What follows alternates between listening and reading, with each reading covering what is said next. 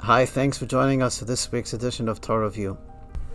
The great Winston Churchill said, "The definition of success is going from failure to failure without losing enthusiasm."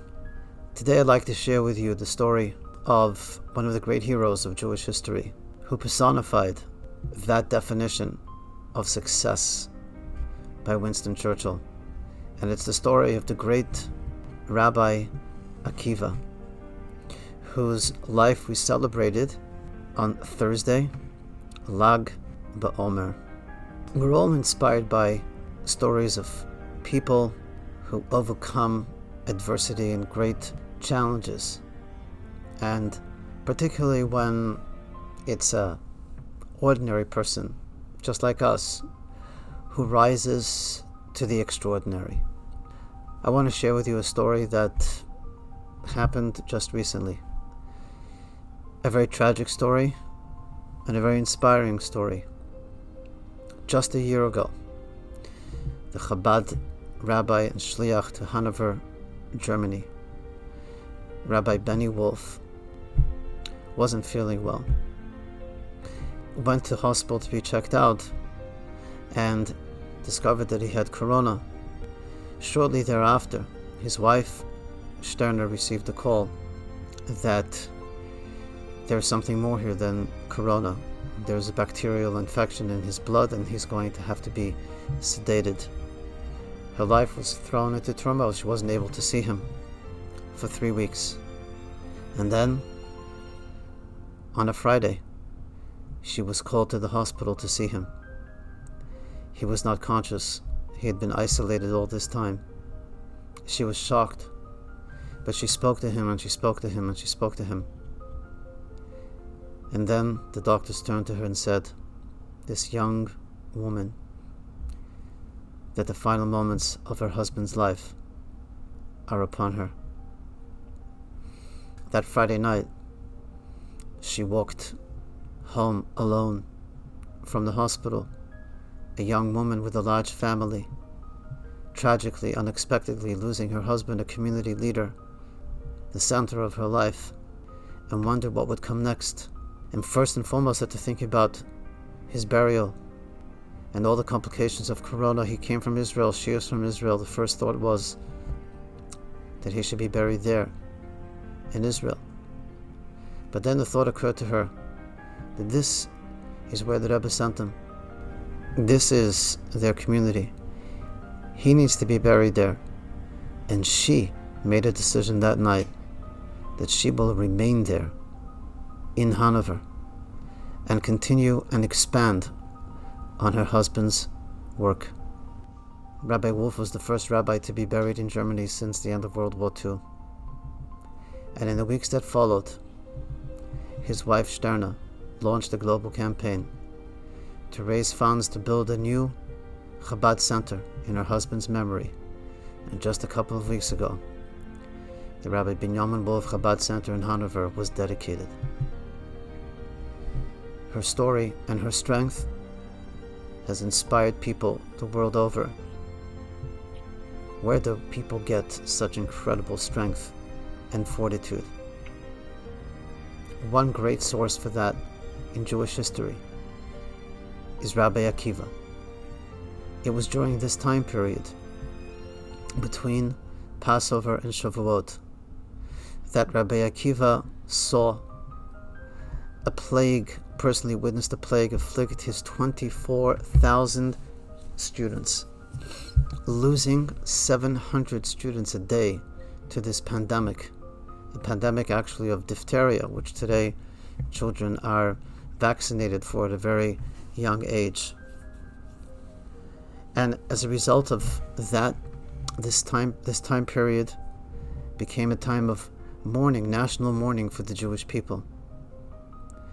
And then it was later recorded in history that on the 33rd day of the Omer, after Passover, the 33rd day after this pandemic struck the students of Rabbi Akiva, it came to an end. And he gathered 5 students and started to rebuild.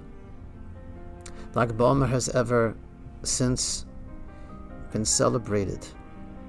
But the question is, what really is a celebration of Lag BaOmer? Here, 24,000 students, the greatest and the brightest stars of Israel. The sheer volume of loss is difficult to fathom. Although tragically during this past year, these are the type of numbers that countries like Spain and Brazil, or right now India, are losing in the pandemic of the coronavirus. So unfortunately, huge human loss is something that has unfortunately become more relatable to us. The scope and the tragedy of so many lives tragically lost. During this time period of the Omer, interestingly, this was a time before this tragedy struck of great anticipation, as this is the time period between the two holidays of Passover and Shavuot. Passover was the time of the Exodus. Shavuot, coming 7 weeks later, was the time of the giving of the Torah. And we count each day in great anticipation and excitement for the giving of the Torah. It's a countdown. And all of that was sort of marred by the terrible tragedy that struck the students of Rabbi Akiva during this time period. And then on Lag BaOmer, it stopped. And over time, over the course really of the last few centuries, Lag BaOmer has become more and more a day of celebration. In fact, it is really the first Jewish holiday to be introduced in the post-temple period. Of course, we have the biblical holidays of Passover, Shavuos, Sukkot, Rosh Hashanah, Yom Kippur. We have the rabbinic holidays of Purim and Hanukkah. Hanukkah was the last holiday to be instituted by the rabbis, and that was during the Second Temple period. So Lag BaOmer, the 33rd day of the Omer, is only 700 years old. It's a relatively new holiday in the scheme of Jewish history. But the question really begs itself to be asked, to be answered. What are we celebrating? I mean, it was a day when 24,000, the end of a plague of 24,000 students, and it was, thank God, the plague ended. But hardly a day, one would think, to start rejoicing and to celebrating. And here is where the great heroism, if you will, of Rabbi Akiva emerges. You see, on the very day that the plague ended, one would think that a man like Rabbi Akiva, who had just witnessed the loss of 24,000 of his students, would have had to have taken considerable time to regroup, to grieve, to mourn, and then hopefully to heal, if healing is even possible. And yet, on the very day that the plague ended, he gathered 5 students, among them the great Rabbi Shimon Bar Yochai, known as the Rashbi, the author of the Zohar, the Kabbalah, who later passed away on this day, and his life is also celebrated on Lag BaOmer. On the very day that the pandemic ended, he began the process of rebuilding. This is the great story of Rabbi Akiva. And if we look more closely at his life, we see a pattern wherein Rabbi Akiva always managed to maintain a positive outlook where others struggled to do the same. In fact, Rabbi Akiva was known for a famous saying, "Everything that God does is for the good." Now, a lot of us believe that. But to be able to see the good in the present is often challenging. We believe that at some point later, perhaps, something good will emerge, there'll be a good outcome. But often when we're in the midst of a challenging life experience, it's very difficult to see the good in it. This is what was so unique about Rabbi Akiva. And to further illustrate his unique perspective, here's a story that the Talmud records about a walk that Rabbi Akiva and his colleagues, 3 of his colleagues, were taking shortly after the destruction of the temple. They were actually walking in the area of what is known as Mount Scopus, Har HaTzofim. And where they were walking, there was an eye view of where the temple had stood and now lay in ruins. And they looked at the site of the holy temple, the Temple Mount, and they saw foxes running across the ground. And the sages started to cry and lament how the Torah says not even a non-Kohen could walk in the area of the Holy of Holies, and now foxes roam. And Rabbi Akiva, the Talmud says, smiled and he laughed. And his colleagues asked him, Rabbi Akiva, how could you smile? How could you rejoice? How could you laugh beholding such a tragic scene? And Rabbi Akiva said this, you know, the prophecy says that Zion will be plowed like a field. Another prophecy says that the day will yet come when old men and women will sit in the streets of Jerusalem and children will sing and play and rejoice.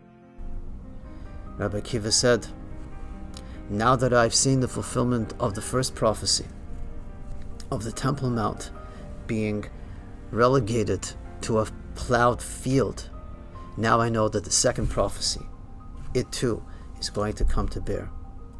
So what's unique about Rabbi Akiva's perspective is that the sages too surely believed that the day will come when the temple will be rebuilt, when the streets of Jerusalem will once again be filled with the sound of joy and happiness and laughter.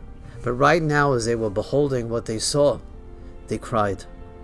Rabbi Akiva's greatness was that he was able to see that the process of the rebuilding of Jerusalem was actually happening right now. And that is why he particularly quoted this verse, that Zion will be like a plowed field. There are many verses that describe the destruction of Jerusalem and the laying bare of Zion. Why did Rabbi Akiva particularly choose this one? Because he understood the secret of the process of plowing a field. You see, when a field is plowed, the process of plowing is actually destroying the soil. If you look at the soil as it's being plowed, it looks destructive. But it's only through the plowing of the field that the soil is tilled, that the seeds can be planted, and the process of growth can begin. So he was able to see that as the foxes were walking along the field where the temple once stood, plowed. He saw that here the seeds of something much greater are being planted. In fact, he also understood something, a perspective that his colleagues didn't, and that is that what were not roaming along the field of where the temple once stood were the Roman destroyers and conquerors themselves, but it was only animals, because the Romans had a grand plan to build a huge city, a huge monument to Rome in Jerusalem as the ultimate defeat and the ultimate statement about the power and grandeur of Rome. And that never happened. That never materialized. Jerusalem always remained the eternal city of God, the eternal capital of the Jewish people. So the greatness of Rabbi Akiva is that while others can see that there can be perhaps a silver lining to life's challenges on the other side, Rabbi Akiva is able to see that right here, right now. In the present are the seeds of what is going to be something much greater. Every challenge that God puts before us in life, in Rabbi Akiva's view, is an opportunity for greatness, is God's way of calling us from being ordinary to extraordinary. So Rabbi Akiva is one of the most powerful, dominant, and inspiring figures in Jewish history, and gives us all a powerful lesson in not only in optimism, but in being able to deal with life's challenges and see them all as growth opportunities. We have all experienced during this past year a global challenge unprecedented. We must see to it that this challenge, that this experience that we have gone through and that we continue to go through will be one and is one that does not bring us down, but one that actually takes us to a better place than we were before.